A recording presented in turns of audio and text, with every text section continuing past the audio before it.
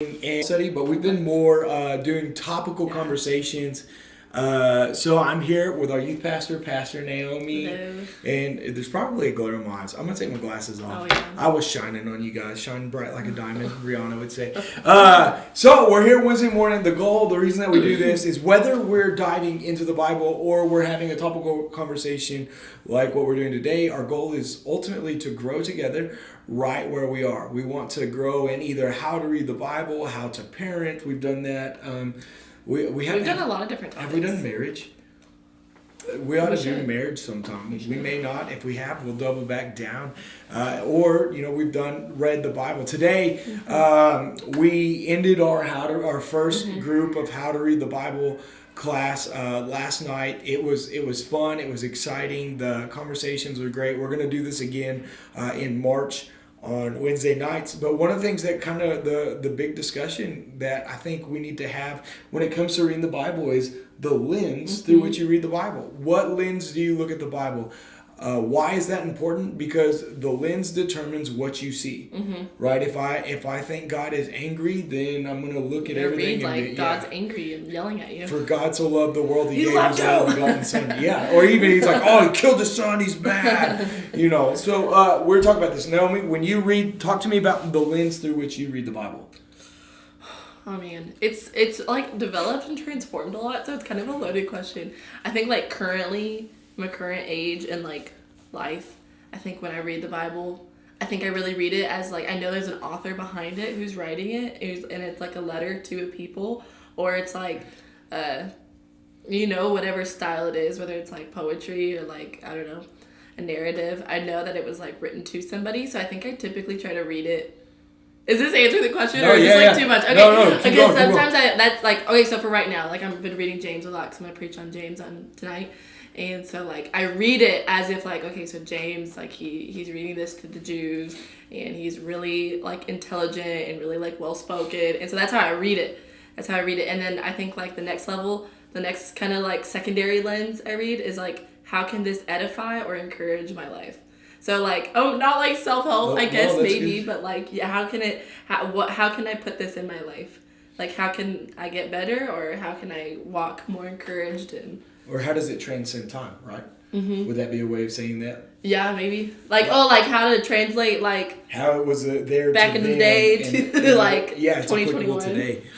For me, what we kind of saw with, like, the class last night was, for many of us, we didn't have an initial starting lens. So for all of us, I mean, you'll post in the chat if this is you, but how many of y'all were told, hey, you got to read the Bible? And that was it. Like, yeah, it's like so all of a sudden you get handed this giant book that's got thousands and thousands of pages and concordances and maps, and I'm in Revelations. We're at 1,500 pages, and you're like, I've got to read this thing. Yeah. And then how many of you, just in the post again, if this is you in the chat, started reading this, and you're like, what is this even about? Yeah. You know what I mean? Yeah. And so then I think it's easy to fall into like shame, and you're like, oh, I'm a poor Christian because Jesus is teaching a parable. I don't even know what it means. Yeah, I get frustrated, and you're like, I'm dumb. I don't know what's going on. Yeah. So we're gonna throw out some resources. I'm gonna throw out some resources. 2 books, one of which me and Naomi are reading at the same time. Another one is on my next to read list. But just some good resources going into lenses or how to read the Bible. One is called The Blue Parakeet by Scott McKnight. It is phenomenal. I was getting a tattoo the other day and read 2 chapters. It was that good. I'm enduring pain while reading. And then another one is How Not to Read the Bible by Dan Kimball. So that's on my next to-do list. What do you think are other common lenses that people read the Bible through? I think a lot of people, like, they just read it as... and I know I kind of touched on this a little bit when I was saying mine, but, like, I think people can read it as, like, a self-help, like, how to be a better person. And, like, it is. I don't think that's necessarily wrong. There's a lot more to it than that. Like, if that's all it is to you, you're kind of missing out on some other stuff. Yeah. I think a lot of people who, like, maybe grew up religious or, like, really, like, legalistic, maybe they think of it as a rule book. Like the do's and the don'ts, and like they miss all the relationship and the love that comes along with it. And like, instead of seeing it as like healthy boundaries that the Lord is setting for you so you can have a healthy and good life and all these good things, they're like, no, it's the do's and the don'ts, you don't do this, and you know, and so it can kind of fall into that. That one's like hard for me. That one like hurts my heart. So I feel bad for people that read it like that. That was so you took us right into where I want to go. In the Blue Parakeet, he talks about different lenses through which we read it, most of which, for many of us, because of our upbringing, see the Bible as a rule book. That's how we see it. So here's the question we have to ask: is the original purpose of the Bible just to communicate rules? No, it's not. So if we read the Bible as if its sole purpose is to communicate rules, we're actually going to miss out on what the Bible's trying to communicate. Yeah. What were the purpose of the rules? You touched on it. It's to define kind of God putting these things in place to show his people. It would have been Israel and Leviticus, Deuteronomy, Numbers, those kind of things. Showing his people that this is the parameters to walk in. Why do you give your kids rules? If you have kids, if you're a kid, view this through the lens of why do your parents give you rules? Yeah, don't touch the oven. Why? Because it burns your hand. Don't do adultery. Why? Because it messes up your marriage. It messes up your life. Yeah, so the rules in the Bible are there to guide you into what righteousness or the path that God really wanted humanity to walk in the first place. Yeah. Pre-sin. Another viewpoint that they mentioned, this is interesting, it's called the promises and blessings viewpoint. So it's just like a good, happy book? That's it. That's basically what they do is they read the Bible only looking for promises and blessings. Now, now there are promises and blessings. Yes. What's the risk of only reading it for promises and blessings, though? Like you missed the edification part? Yeah. That's it. Okay, so here's an example that we use. If you only read the Bible for promises and blessings, all you see maybe is, let's say, Elijah versus the 450 prophets of Baal. Okay. All you see is the victory versus the prophets, but then you don't see the inner turmoil that comes after Jezebel sends him the letter saying, I'm going to kill you tomorrow. You know what I mean? Yeah. Because the Bible very much let's refer to culture today where anxiety and depression are rampant. Yes. Elijah goes into a cave and has suicidal thoughts. He's like, I'm done. Yeah, exactly. So if we only read it for promises and blessings, a lot of times what we miss out is how the characters in the grand narrative navigate the hardships of life and how God is still with them. He's still ever present with them. Yes. Elijah, he lets him take a nap. Naps are biblical. He's like, here, eat some food, sleep a little bit, you'll be all right. If your kid, and doesn't he send angels to Yes, feed? Yeah. So not only during his anguish, he takes care of him. Psalms 22, the famous one quoted by Jesus, my God, why have you forsaken me? David's obviously struggling. Jesus quotes it while he's on the cross. Pretty painful. It's like encouraging to see the hardships in the Bible because you're like, I'm not the only one who struggles. That's what we have to understand. So reading it through the promises, the blessings, and just the promises, which are in there, and again, the rules are in there too, only communicates part of the narrative, not the entirety of it. Another one that was referenced, it's called the Inkblot Viewpoint. Okay. So if you're familiar with psychology, let's go with that one. Psychiatrists, what they would do is they would have a piece of paper, and let's say on this piece of paper is a butterfly. What do you see? Yeah, and that's it. What do you see? So people that don't have anything, no internal struggle or inner turmoil or something drastic happening in their life would say, well, that's a butterfly. But somebody else sees their struggle in the image. Oh. So the Inkblot mentality is I read myself into the story. Okay. So if you read yourself into the story, who's the story really about? The story's all about you. Exactly. Yeah. So is the sole purpose of the Bible to communicate you? It's much more than that. It is. It has to be. So the question that if that was one of you, puts that in the chat. Which one do you think that you were? Is the Bible a rule book? Is it just promises and blessings? Is it Inkblot? Have you noticed that Christians oftentimes always see themselves as the hero?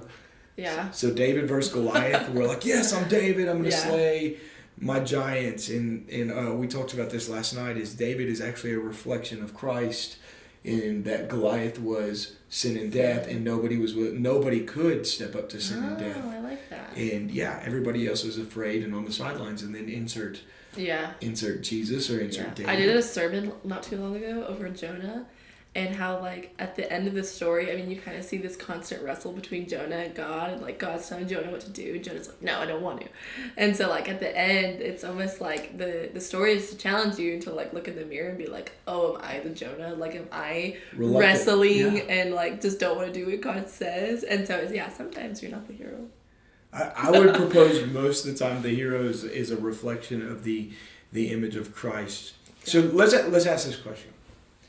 Okay, we've looked at all these viewpoints and we understand, okay, there's rules, there's blessings and promises, but the Bible isn't written to communicate rules. It's not written to just communicate blessings and promises, and it's not even written to read ourselves into the story. Mm-hmm. Why?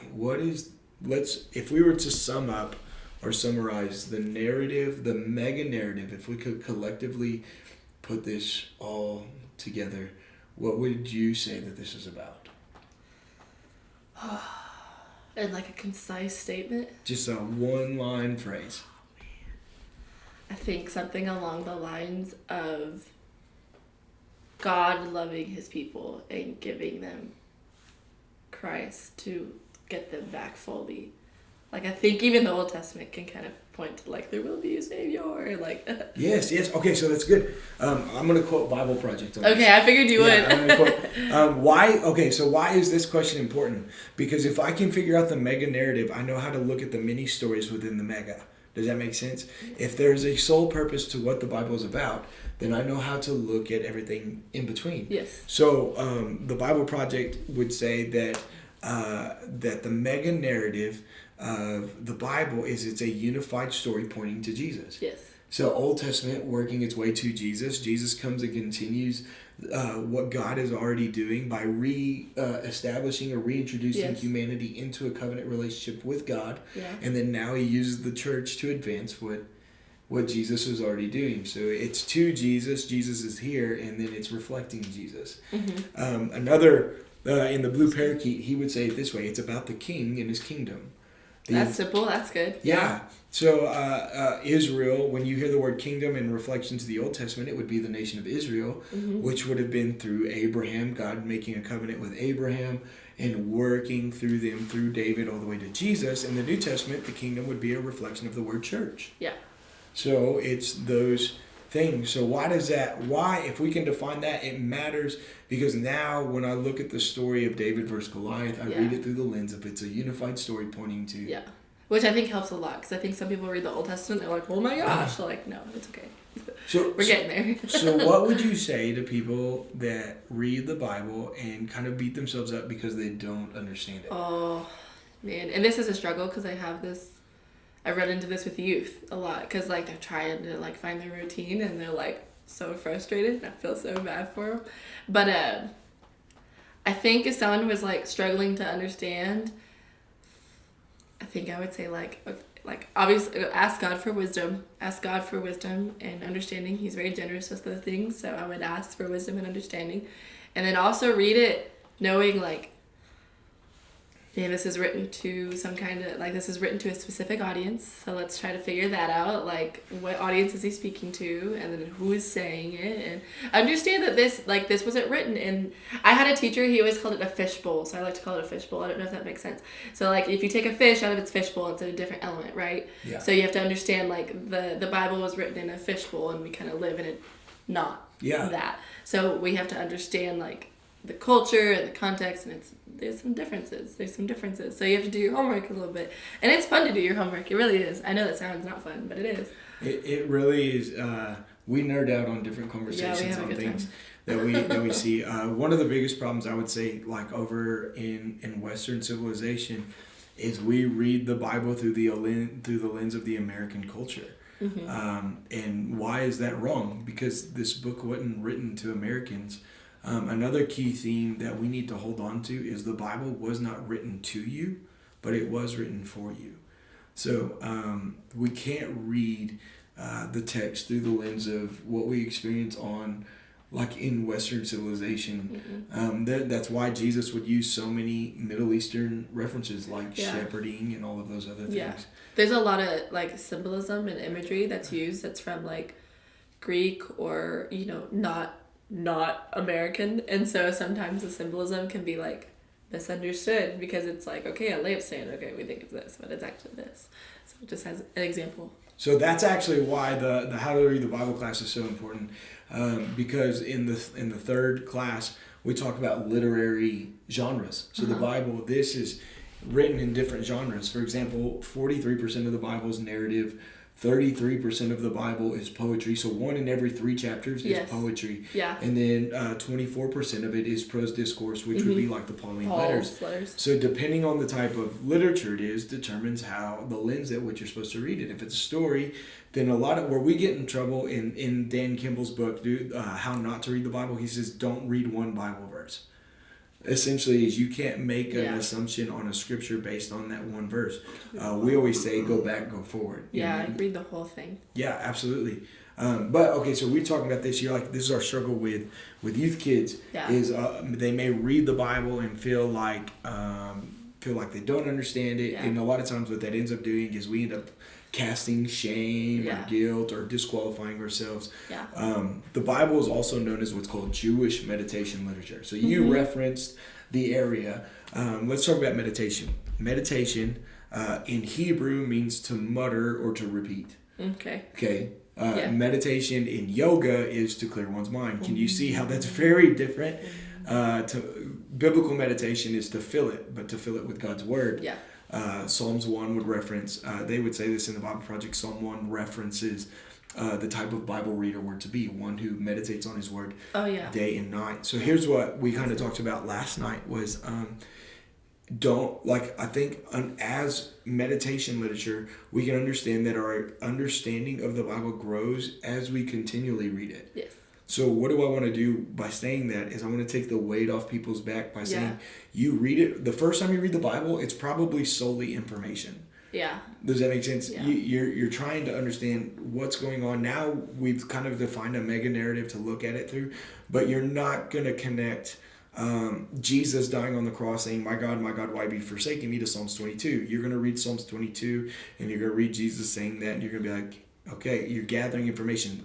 The second time you read through stuff, may be information. Yeah. And then the third, it may be connection. Now we start to see some reference points. Parallels. Yeah, so don't be like disheartened. I mean, it's just like any other subject. I mean, like when you're first learning algebra, it's kind of like, like it looks hard, but eventually it starts clicking, and it's just more familiarity. The more exposure you get to it, it starts to click and you start to pick it up. So I mean, just be patient. It's okay. Like it's like any other subject that you're learning. Like calculus, no one picked that up in one day, and if you did, wow, I did not. That's your jam. Yeah. So eventually, here's what I would encourage you is if you read the Bible and you struggle with it, keep reading it. Keep reading it. It's okay. The first time it's going to be listen, there's things that we read that it's still, some parts of the Bible are still information for us. I still don't know everything. And that's okay. So here's where we can kind of wrap it up. This is what I would say. One of the conversations, maybe this will be a longer wrap up. This is like calling the worship team up on Sundays and then plays for being up there 45 50. Yeah. So we asked the question, or Naomi did, why do we do church the way that we do? For us, it's we have a host, we have 3 songs, the message, 2 songs, a send out, right? Yeah. The way that the Bible was passed down in ancient Jewish time was there was one scroll. There wasn't until the printing press, there wasn't Bibles in every office, every bookstore, all of that other stuff. There was one scroll and they would read it out loud. So you see Jesus do this. He goes in the synagogue, he opens the scroll and he reads it. Now, who's he reading it to? People, I don't know. A community. Okay, yeah. Right? Yeah. The word, by design, was designed to be read in a community of people. So what's the best way to grow in the word? It really is in community. So that's why church is important, because church is actually that part where we read the word and teach on it, is actually imitation of the ancient tradition of passing it down. But other situations like life groups where we can have conversations and stuff. As I say, I think life group even more so, really, because like then you can do the meditation part where you kind of like reiterate what was said and kind of go off of it and ask questions, and you're kind of repeating what was already said, and so it's getting implemented in your brain more. And so like I think life groups are, if you're not part of a life group, I highly recommend it. Just ask any of us and we'd be happy to plug you in. Yeah, or if you're at a church watching this and you don't, like they don't have life groups, start one. Invite people over where you can have a regular conversation about the Bible and you work through it. So two major or if you could give a takeaway point, what would yours be? I think my takeaway point would be just be patient and to ask the Lord for wisdom while reading the Bible, and just keep at it. Keep at it. That's it. Mine would be two things. One, remember the Bible is a unified story pointing to Jesus. Yeah. That's the grand narrative. And the second one I got out of the Blue Parakeet, and the author Scott McKnight says this: the Bible was not written to know it, but to love and to know God through it. So the original intention of the Bible would be for us to see Jesus and learn about the goodness of who God is as we dive through it. So, man, we hope that this really blessed you today. I thought it was fun. Really. I had a good time. This is a really good, really fun conversation. I hope it blessed you. If you got any questions, post them down in the chat. We'd love to keep going after that. And remember, the reason that we do this, whether it's the Bible study or a topical conversation, is we want to grow together right where we are. So we'll see you next week. Hope you have an amazing week. That was fun. That was fun.